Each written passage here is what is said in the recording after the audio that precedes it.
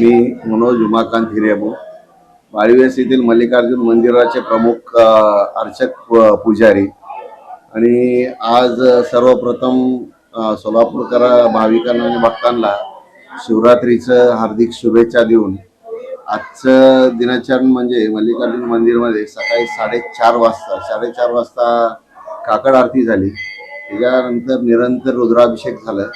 9:30 ते 10:30च्या दरम्यान महाआरती झालं। 10:30च्या नंतर मग भाविकांना दिवसभर दर्शनासाठी सुरू असतं। रात्री 9:30-10:30च्या दरम्यान परत एक महाआरती होतो आणि रात्रभर पहाटेपर्यंत रुद्राभिषेक चालू असतो।